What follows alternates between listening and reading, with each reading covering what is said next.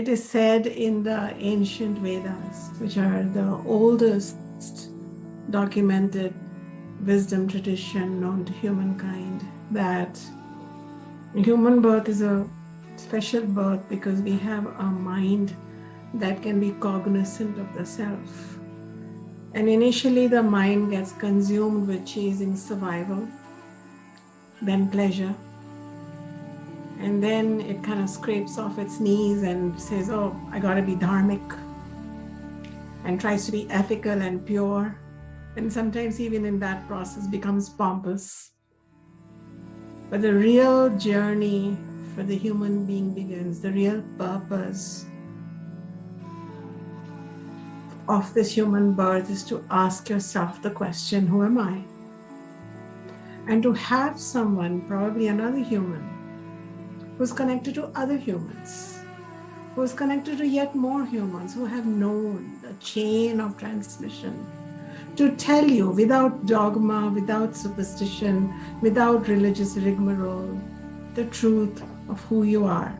And it's not just words, but you have the potential to connect with something incredible along with your everyday self, your everyday personality, which we are deciding we're going to call the actor, is going to find out over these 12 weeks that this actor is only a reflection of some light.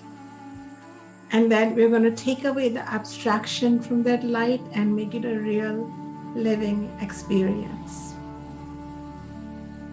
And you are going to have the benefit of your own true self accompany your actor self in the vocations of life, in the survival questions, in the pleasure seeking, in the dharma making. All that is good.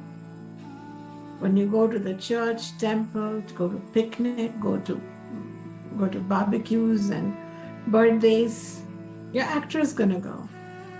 But along with that, your original self will accompany you, and that's going to make all the difference. So the purpose of human birth is to discover your deeper essence, your deeper capacity. And we have often surprised ourselves.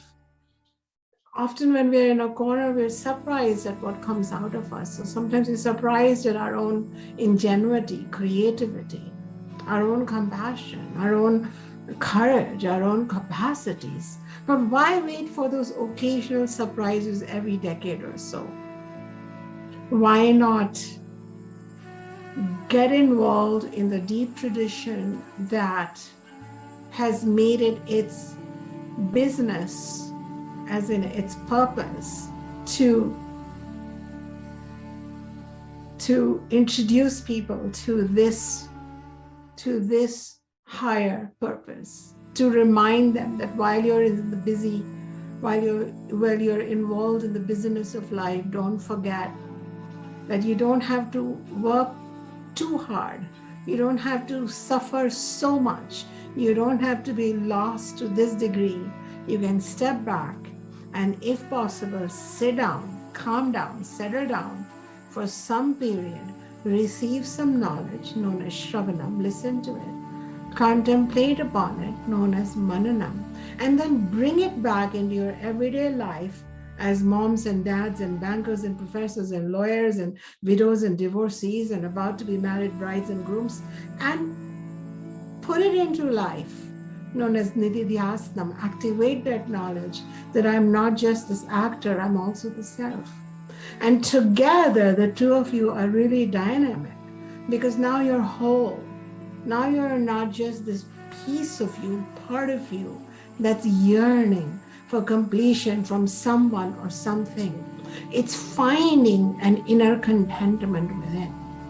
And when this content, whole, more self-honoring, self-loving, more empowered being is going to show up in those same situations, it's going to be a paradigm shift.